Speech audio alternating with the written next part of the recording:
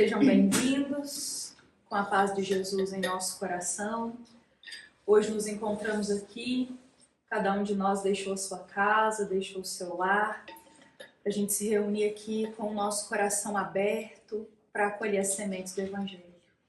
Então, como a Duda disse, que cada um de nós possamos sair hoje desta casa com aquilo que a nossa alma mais necessita.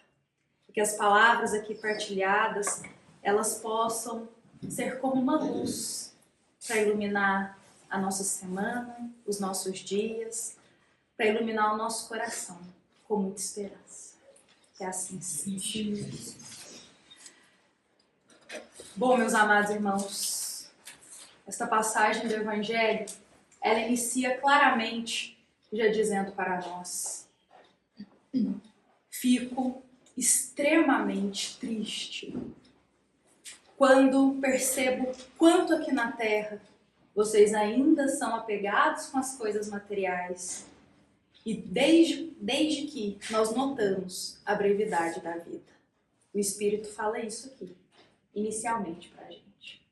Como ele fica sentido, com a forma como a gente ainda é apegado a tudo que é material e não nos lembramos da brevidade da vida. Como colocamos tanto empenho e tanta energia para o que é material. Mas quando é para cuidar do espírito, a gente às vezes se esquece. A gente não se lembra. Quando nós falamos de coisas materiais, não estamos apenas dizendo do dinheiro, da fortuna, de coisas palpáveis como a casa, o carro, ou até mesmo o trabalho que envolve questões materiais. Mas também estamos falando do corpo. O corpo é um envoltório material nosso. E também somos muito apegados ainda a essa matéria que é o corpo. Não somos apegados apenas a dinheiro, a fortuna, a joias. Inclusive, até sobre isso, me lembro aqui rapidamente de uma história que talvez muitos de nós já conheçam, de uma família que buscou ao Chico Xavier, pois estava enfrentando dificuldades dentro de casa, as coisas estavam muito difíceis, e o Chico passa como uma terapêutica, um remédio para eles, realizar o Evangelho dentro daquele lar todos os dias por alguns anos. E assim a família faz, não entende muito bem por que o Chico passou isso para eles, realizar o Evangelho. Eles foram ali buscar o Chico em busca de uma solução, em busca de auxiliar no problema que eles estavam tendo. E o Chico passa o Evangelho no lar para eles. Mas eles seguem, acatam. Afinal, o Chico é um grande modelo para todos. Essa família realiza o Evangelho no lar por todos os anos, até que um dia ela é surpreendida por um assaltante que adentra na casa e rouba todas as joias, principalmente a joia mais valiosa que aquela família carregava por anos, passando de geração por geração. Essa família retorna ao Chico e diz: Chico, a gente fez o que você pediu, realizamos o Evangelho no lar e tudo, as coisas melhoraram mesmo, mas aconteceu uma situação muito complicada. Nossa casa foi assaltada e as joias da família foram levadas. E o Chico vai trazer o esclarecimento para eles, de que aí estava a bênção, que aquela perda que eles tiveram material foi a salvação para eles. Porque existiam vários espíritos que estavam apegados ainda às coisas materiais, aquelas joias, e ali dentro daquela casa causavam todo o tormento. Então aquele apego às joias da família trouxe todo o tormento para aquela casa. Então o assaltante entrar lá e furtar aquelas joias foi a salvação para eles. E as joias foram retiradas, os espíritos evangelizados, com o evangelho que era feito diariamente, e depois aquela família seguiu tranquila. Me lembrei dessa história rapidamente para mostrar como que a gente ainda é apegado às coisas materiais. Mas hoje eu queria falar muito, na verdade, sobre o apego ao corpo físico. Porque nós temos com frequência muitos irmãos espirituais nossos que relatam ainda não conseguirem se desprender de perto do próprio corpo, que já está às vezes até em decomposição.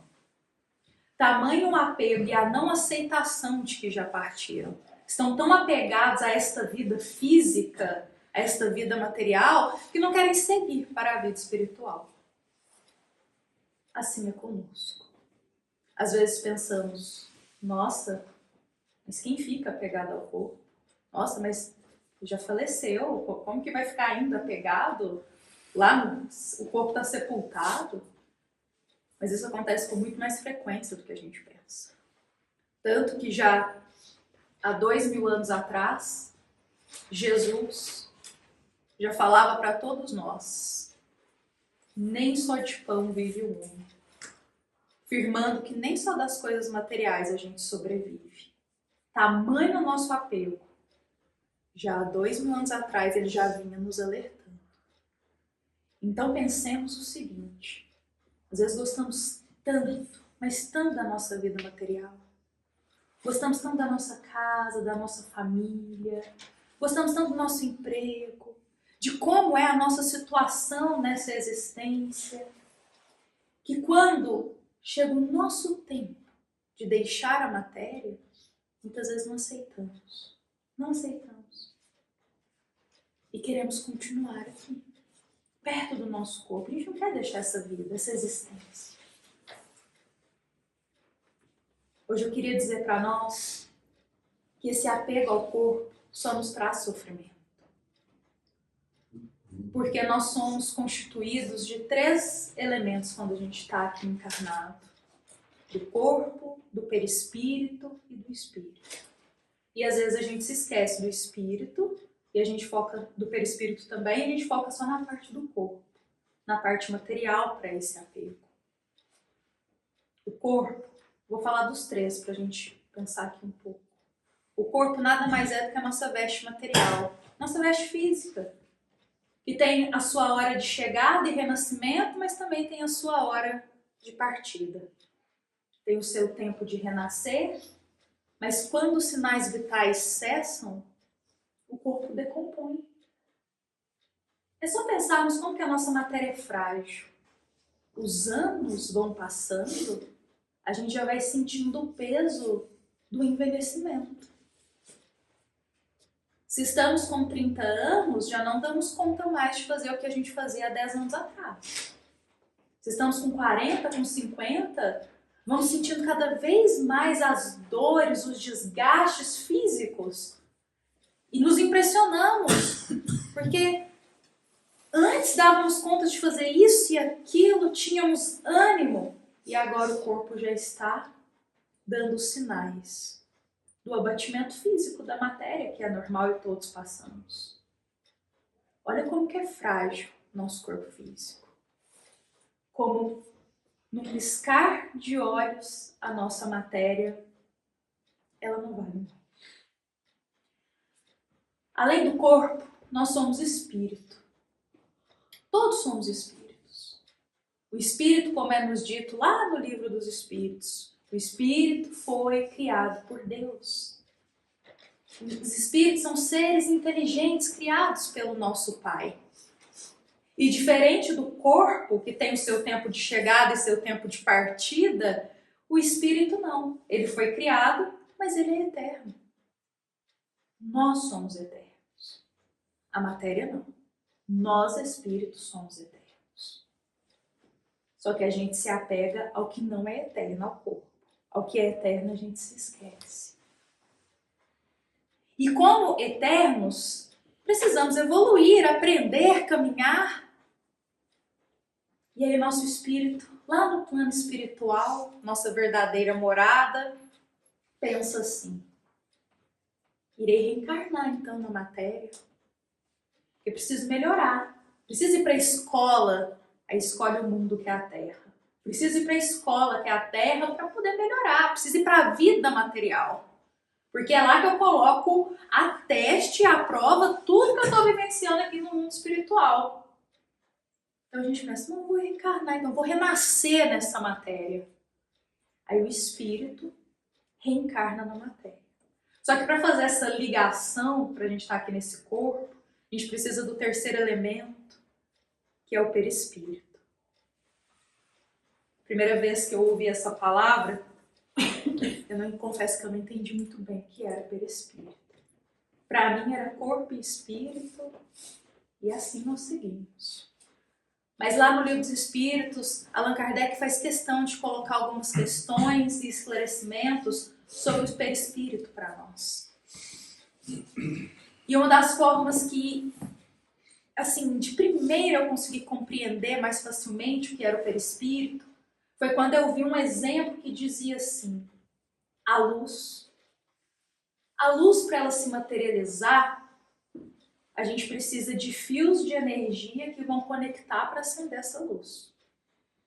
Ela não simplesmente se faz aqui e brilha sem nenhuma ajuda. Para essa luz se materializar aqui, ela precisa de fios de energia que vão conectar ela a algo para ela acender. Da mesma forma, somos nós, para a gente entender. Para estarmos aqui, a gente precisa desse intermédio, os fios, ou seja, o perispírito, para fazer essa ligação com o nosso corpo. O perispírito faz a ligação entre o nosso espírito e o nosso corpo. Como os fios ligam a energia para trazer a luz. E aí, essa ligação, que liga o corpo e o espírito, nós chamamos de perispírito. Que, como se diz, é como se fosse um envoltório semimaterial ali, que faz esse intermédio para nós. Então, ou seja, nós temos aí 3 categorias do que nos compõe quando estamos aqui na Terra. E às vezes somos apegados só à parte do corpo.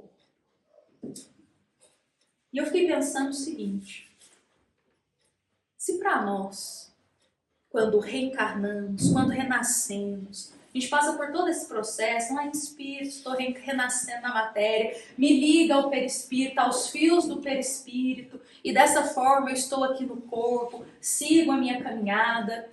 Aí eu fiquei pensando, e quando nós temos que deixar a carne? Como que é esse processo? Como que fica o perispírito? Como que ficam esses laços que nos ligam? Porque se temos e vemos tantos irmãos espirituais dizendo que estão sentindo a decomposição do corpo porque não conseguem se desprender do corpo, que dizem que ainda estão muito apegados ao corpo mesmo já tendo falecido, por que eles ainda continuam conectados? Quando a gente faz essa transição entre a vida material e espiritual, tudo já não cessa, o perispírito também, os fios que ligam, por que tem essa ligação ainda? Pensemos em algo.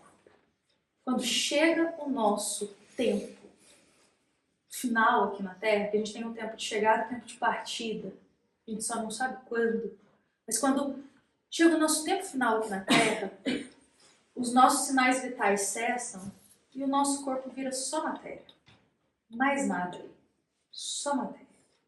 O coração parou de bater, não tem mais nada. Nesse instante, o corpo morre, mas o espírito vivifica. O espírito é eterno. Mas aí tem algo. Nós ainda estamos ligados ao corpo. Por um cordão, que muitas vezes é chamado de cordão prateado, que vem com esse, ali perto do envoltório do perispírito.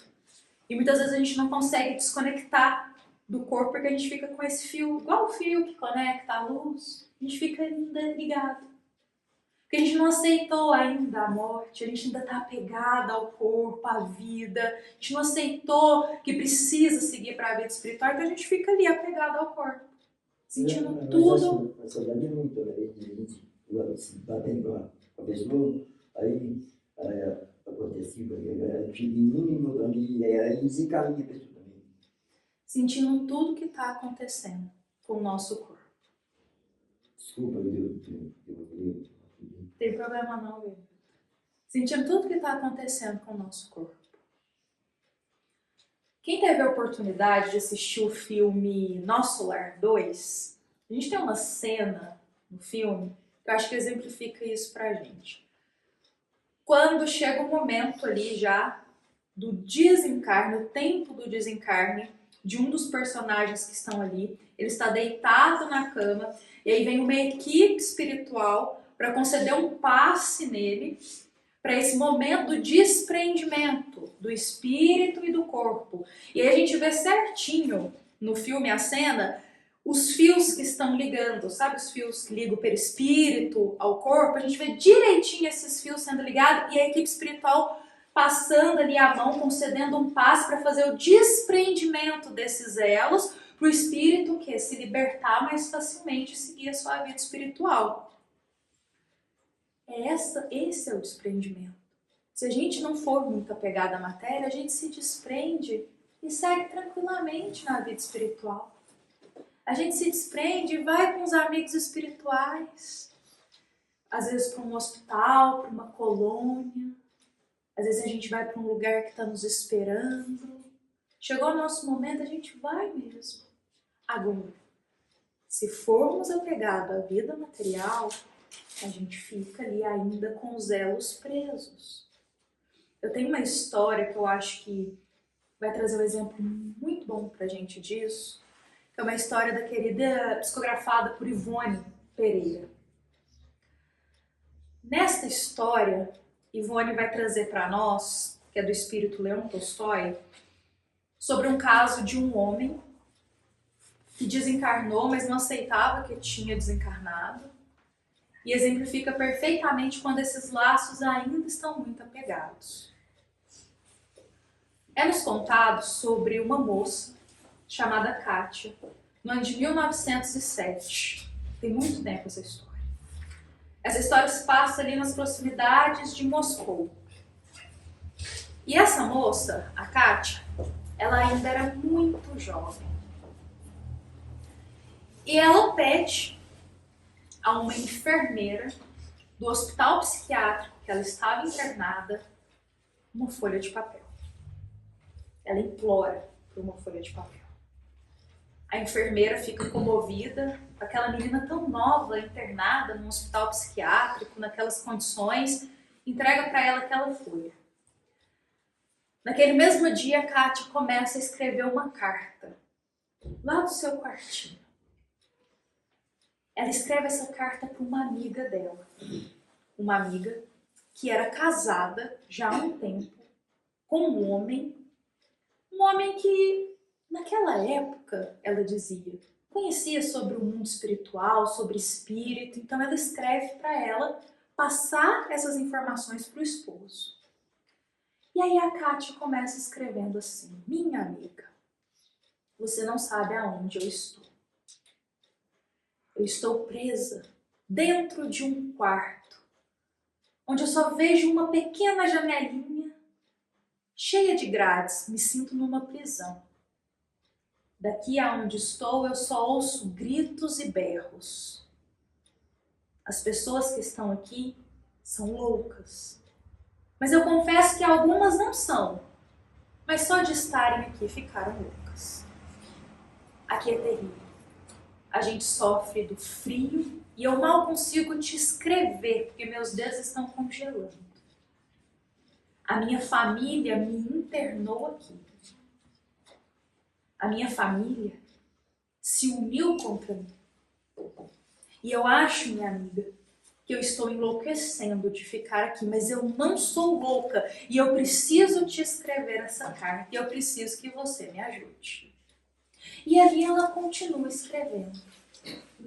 E ela diz assim para a amiga dela: quando eu estou aqui, eu ouço vozes. Não só apenas vozes, mas eu vejo outras pessoas aqui dentro do hospital, mas elas não estão internadas aqui conosco. Eu acho que são fantasmas. Fantasmas que estão me perseguindo.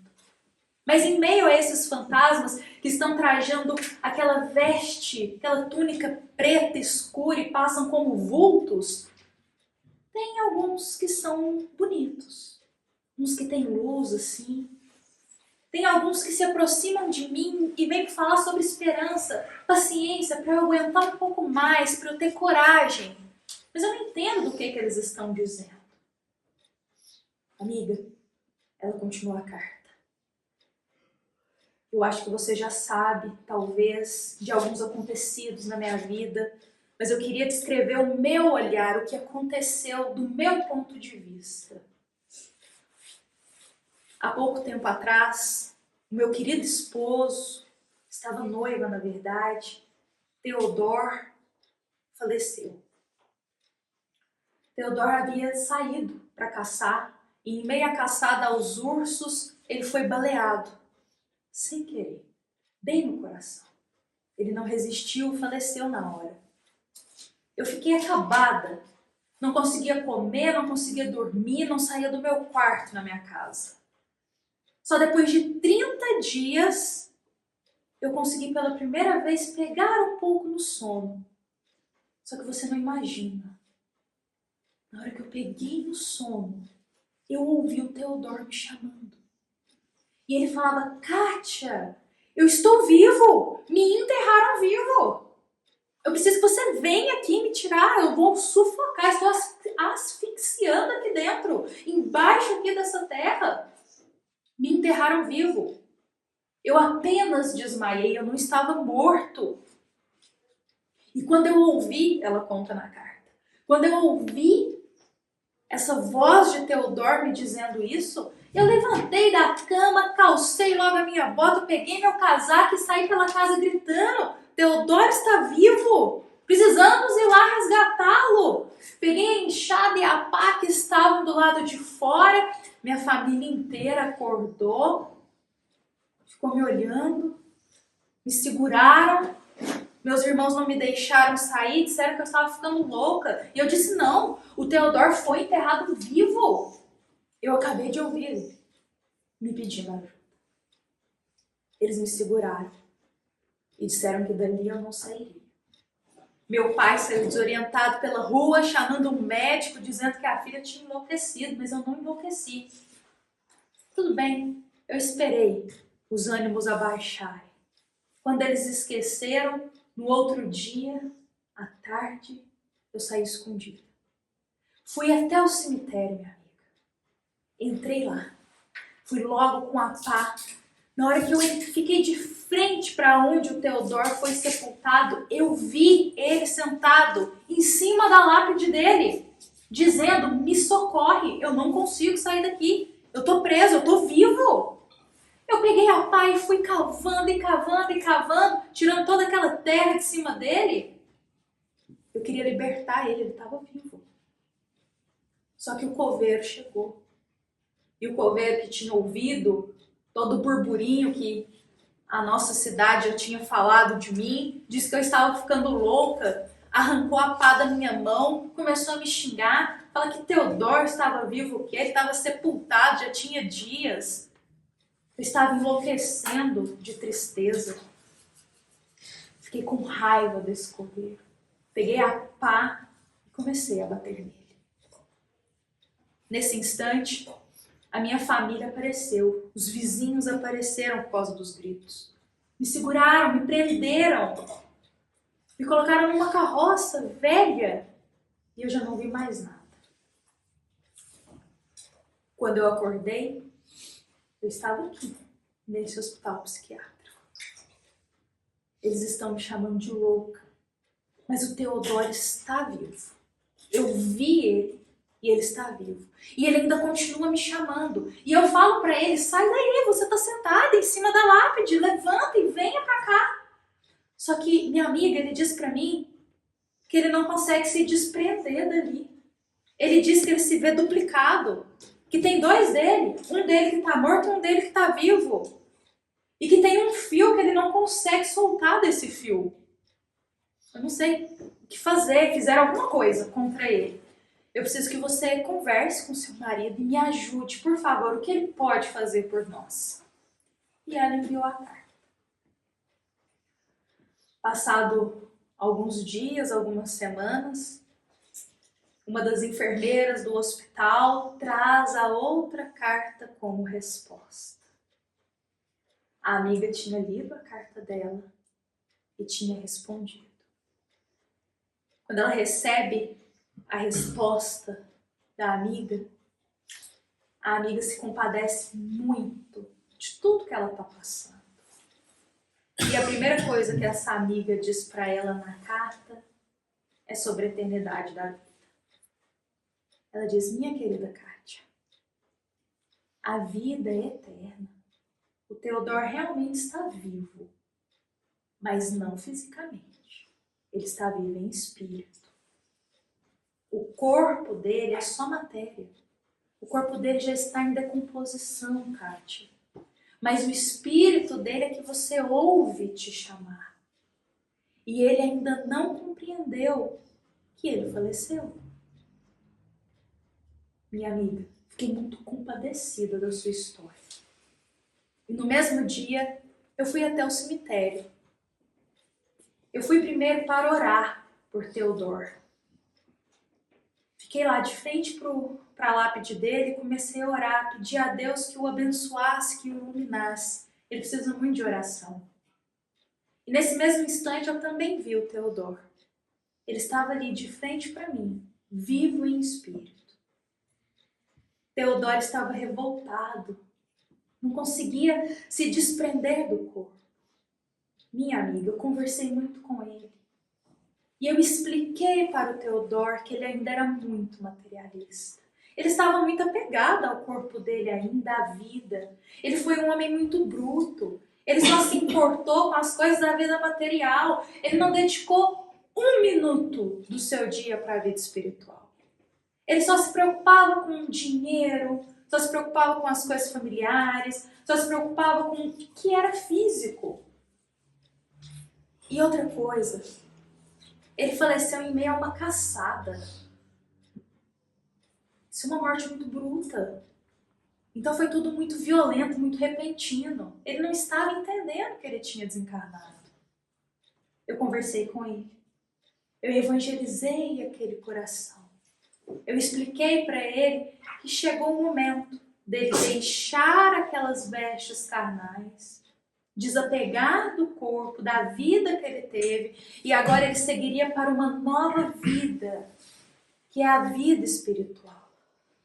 E só quando o Theodor começou a enxergar todo o mundo espiritual que tinha para ele, a libertar o coração dele da revolta e da raiva, que esse laço que ligava o espírito dele ao corpo começou a dissolver, a soltar. E aí, Kátia, ele seguiu para a vida espiritual. Agora ele está caminhando para lá. Deus vai abençoar que vocês vão se encontrar um dia no plano espiritual. Mas por enquanto, ore por ele. E ela finaliza a carta dizendo assim, minha amiga, enquanto você estiver nesse hospital psiquiátrico, não se revolte, não atormente o seu coração, não discuta com os médicos, mas entenda esse momento como uma etapa passageira, você não vai ficar aí para sempre nessa condição. Tente meditar sobre isso que eu te falei. Busque a oração com Deus. Logo você sairá daí. Eu vou te ajudar. Ivone, na sua psicografia, encerra essa história pra gente com as últimas palavras da amiga de Kátia, dizendo para ela jamais esquecer a Deus e que a vida é eterna. É uma história muito bonita para nós. Se passou tem muito tempo, em 1907, mas que não difere muito da realidade dos dias atuais ainda. Assim como Theodor, muitos de nós e muitos irmãos espirituais ainda estão muito apegados somente ao que é físico, ao que é material. E no momento da morte não aceitam que fizeram essa transição para o mundo espiritual e estão lá ainda apegados ao seu corpo. Não diferente dessa história, nós temos também uma contada por Humberto de Campos, que não se passou tem muito tempo, que foi com aquela grande atriz Mary Morrow, que também ficou muito tempo ainda apegada ao seu corpo. Humberto de Campos, pela psicografia de Chico Xavier, nos conta que certa feita ele foi aqui na Terra visitar alguns lugares junto com uma equipe espiritual. Porque os bons espíritos fazem isso, eles vão visitando os locais, vendo quem eles podem resgatar, quem eles podem evangelizar, quem ainda está por aqui, já tinha que estar lá no plano espiritual, ainda está em espírito por aqui, eles vão resgatando esses irmãos. E Humberto Campos, junto com a equipe espiritual, em meio a esses resgates, visitando alguns locais por aqui, ele adentra em um dos cemitérios mais famosos que tinha. E ele narra pra gente, por isso que eu digo que ainda é muito frequente o apego ao corpo. Ele narra que quando ele adentra nesse cemitério, o que tem de espírito apegado ao próprio túmulo, ao corpo, é incontável. Incontável.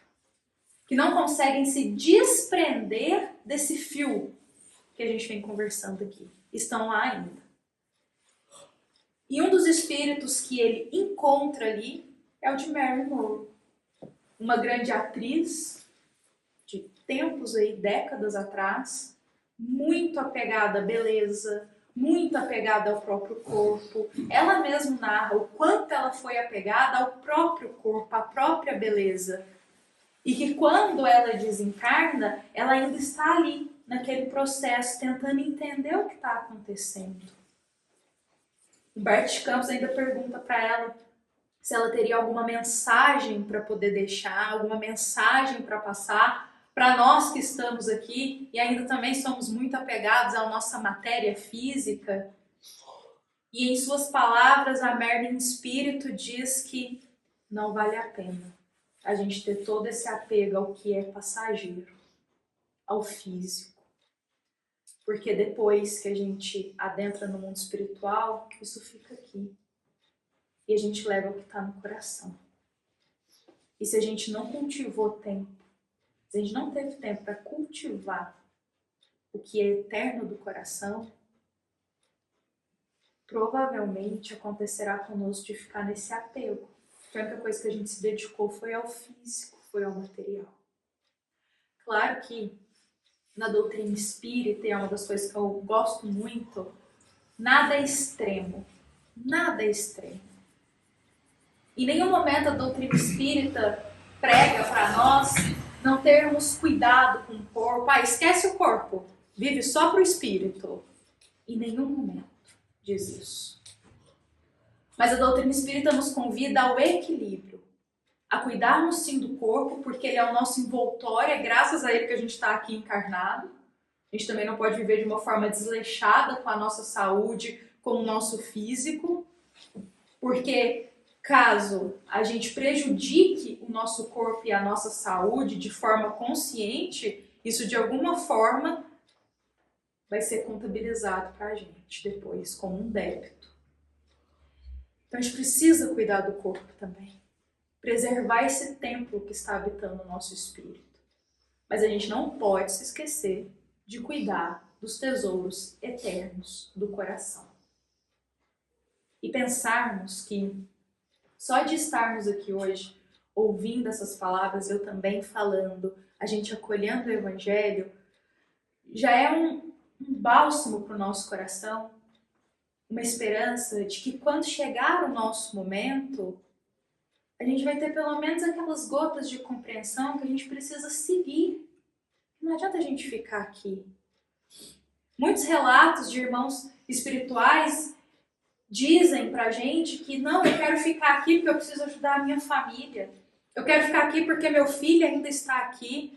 Eu preciso ficar aqui porque eles estão discutindo uma herança, eles estão discutindo algo. Eu preciso estar aqui para ajudar a resolver, para poder controlar tudo. E os bons espíritos nos esclarecem. Não adianta nada.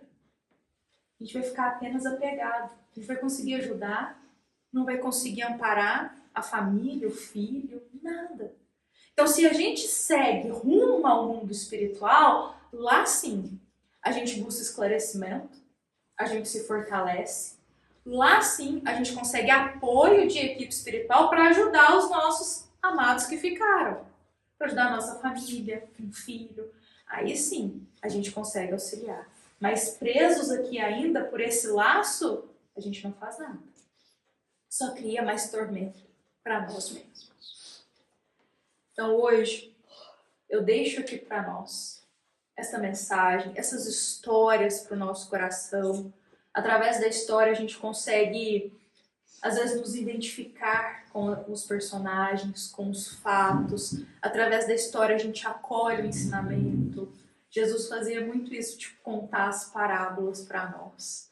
Então que essa história a gente possa se lembrar dela, para a gente não ficar como Teodoro, apegado às coisas materiais. Porque nada a gente leva daqui. Mas para encerrar, eu separei para nós um poema da nossa querida Maria de Dolores, psicografado por Chico Xavier. E é um poema que eu digo que é uma oração que ela dita para o Chico, destinando essas palavras aos benfeitores espirituais. E eu reservei hoje aqui essas palavras dela destinadas aos nossos benfeitores espirituais, porque todos nós, no momento da nossa partida aqui da Terra, somos auxiliados pelos nossos benfeitores espirituais. Todos nós, quando chega a nossa hora de deixar aqui, eles vêm ao nosso auxílio para nos receber, para nos esclarecer, para nos ajudar nesse desprendimento. Então eles fazem muito por nós, sobretudo nessas horas. Então aqui eu vou ler essas palavras, eu convido a todos para que a gente possa fechar os nossos olhos, para a gente ouvir com o coração as palavras de Maria Dolores. Ela diz para nós: Deus da imensa bondade, já sabemos, Senhor, que não falta a ninguém a luz de teu amor. Reconhecemos, entretanto, que não podemos trabalhar a sós.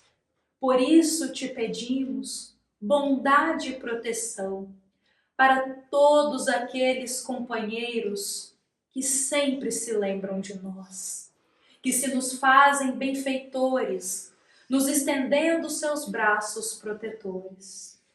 Sem que nada nós peçamos, eles nos trazem vida e estímulo ao trabalho, cooperação, socorro, alimento e agasalho, para servir por onde vamos. Dá-nos, Senhor, mais força, a fim de agirmos no apoio aos semelhantes em todos os instantes, mas auxilia também a quem nos auxilia, de modo a sermos úteis dia a dia. Deus da imensa bondade, abençoa e protege aos nossos benfeitores, por tudo que eles nos dão. Que eles tenham de ti saúde, luz e flores, conservando-te sempre a paz no coração. Que assim seja. Que hoje os nossos benfeitores espirituais recebam a luz dessas palavras.